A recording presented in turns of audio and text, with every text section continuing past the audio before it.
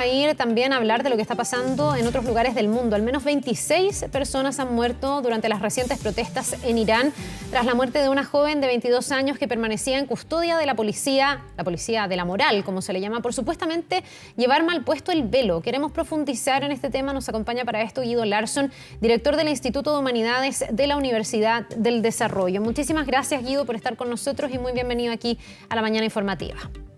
Buenos días, muchas gracias por la invitación.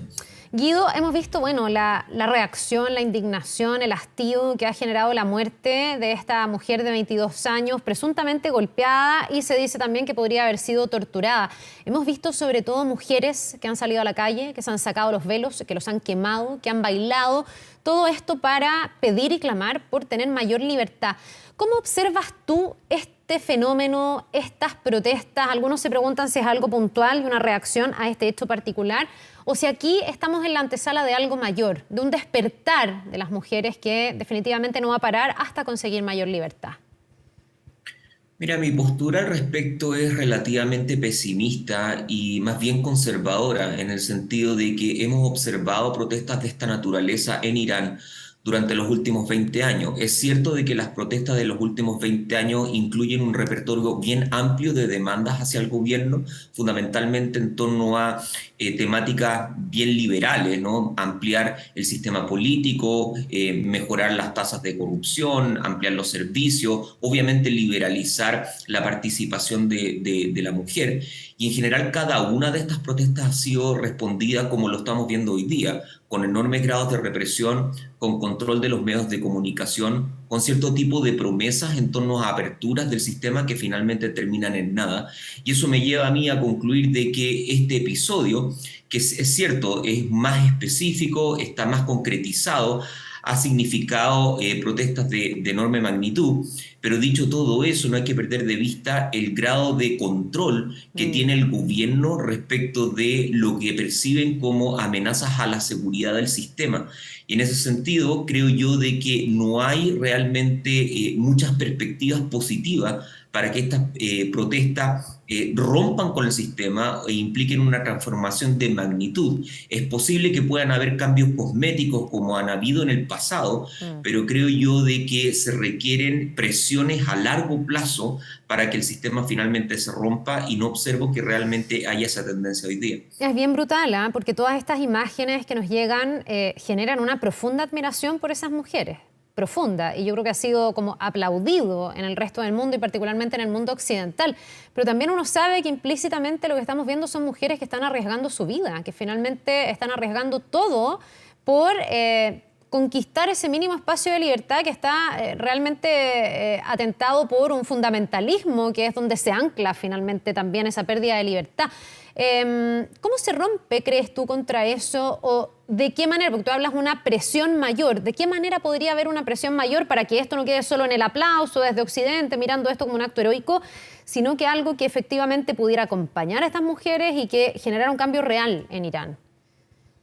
Bueno, yo diría varias cosas. Lo primero es que Irán es un país extraordinariamente complejo, tiene 83 millones de habitantes, y si bien es cierto las imágenes que son sobrecogedoras y efectivamente hay enormes muestras de valentía por parte de las mujeres que han decidido sacarse el pelo, también hay una porción no menor, yo diría bien significativa, de sectores de la sociedad que mantienen una postura hiperconservadora. De hecho, no hay que olvidar de que la policía moral en Irán está compuesta también por mujeres que se encargan de circular por las calles de Irán y de llamar la atención a aquellas mujeres que están violando lo que se conocen como leyes de decoro. Entonces, también hay que tener cierto grado de cautela con suponer de que esto es un movimiento que traspasa generacionalmente todas las barreras y las fronteras dentro de Irán, sino que es más bien un movimiento que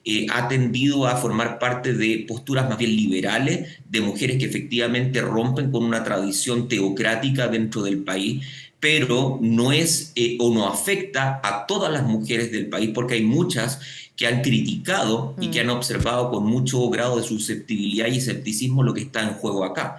Entonces eso también es indicativo de que la misma sociedad de Irán se encuentra dividida con relación a este tipo de eventos y de acciones. Y por eso se conecta con la segunda parte de tu pregunta, en el sentido de qué más se puede hacer. Bueno, una de las cosas es tratar de atraer mayor cantidad de personas a este tipo de movimiento, si es que efectivamente lo que se busca es liberalizar la sociedad de Irán. Sociedad que, entre paréntesis, ya había estado liberalizada durante un periodo crítico, que fue un periodo curiosamente dictatorial en Irán, y que se vuelve hacia una postura conservadora con la toma de poder del Ayatollah Khomeini en 1979. Entonces, lo que hemos observado es que son protestas que duran un periodo de tiempo breve, no más allá de 2 o 3 meses. Durante ese periodo de tiempo se hacen muchas promesas, pero se requiere de un esfuerzo de mayor, no tanto de magnitud o de volumen, sino que sea constante en el tiempo. Y yo creo que, dada la calcificación que tiene la seguridad en Irán, el grado de control de los medios de comunicación, la penetración que tiene la policía secreta, que es muy voluminosa, no se observa, o al menos yo no observo, de que este sea un movimiento que vaya a significar un quiebre del sistema político en Irán. Es posible, una vez más, de que hayan cierto tipo de modificaciones cosméticas, pero de ahí a pensar de que la teocracia en Irán y que las leyes que tienen un sustento en la Sharia vayan a cambiar, yo creo que ese es un salto de magnitud que no estoy dispuesto a realizar, al menos desde el punto de vista del análisis. Claro, lo que pasa es que uno se pregunta si este caso no reviste otras implicancias también, porque podría haber un cuestionamiento en el fondo de que exista esta policía de la moral, que desde Occidente realmente cuesta entenderlo, que se preocupe del decoro y que genere algún tipo de sanción porque una mujer no lleve bien puesto el velo, y todo esto aplicando un fundamentalismo religioso basado en la Sharia, como dices tú. Pero aquí también este caso termina presuntamente, y es lo que ha desatado la ira, con un abuso policial, porque de tomar detenida a esta mujer y reprenderla por no llevar bien el velo, terminamos con una mujer muerta, con señales de haber sido golpeada y eventualmente haber sido torturada. Entonces me imagino que hay algo más allá que el solo intentar, no sé, hacer que se cumpla el decoro, la moral, las buenas costumbres y la religión de paso. Aquí también hay un abuso policial, una brutalidad policial que me imagino que también es lo que despierta este repudio, porque hay formas y formas, por decirlo así, con lo difícil que sea entenderlo, de ejecutar ese plan tan conservador que mucha gente suscribe probablemente en Irán por razones religiosas y de fundamentalismo. Sí, Irán tiene lamentablemente una vasta tradición de abuso policial. Es decir, desde la toma del poder del año 79 se plantean toda una serie de órganos secretos, algunos, otros más visibles, pero en donde la seguridad del sistema recae en policías de distinta naturaleza y en donde la misma caracterización del sistema como uno teocrático le ha obligado o ha requerido esta presencia de policías de moral que a nosotros y sobre todo a Occidente no solamente nos llaman la atención, sino que repudiamos abiertamente. Entonces acá realmente hay que hacer cierto grado de ajuste analítico, en parte porque efectivamente resulta muy contrario a lo que intuitivamente consideramos como moral y como bueno, suponer que hayan criterios de decoro y de vestimenta. Es decir, parece ser totalmente antagónico a lo que cada uno de nosotros considera como un sistema adecuado, como un sistema bueno, como un sistema justo. Y sin embargo, Irán ha propuesto ese sistema desde el año 79 en adelante. Y como tú también insinuabas en el comentario, hay una porción no menor de la sociedad iraní que está completamente de acuerdo, de hecho, con ese tipo de criterio, en parte porque es un criterio que deriva del texto sagrado del Corán y también de otras fuentes de jurisprudencia islámica, como son los hadith.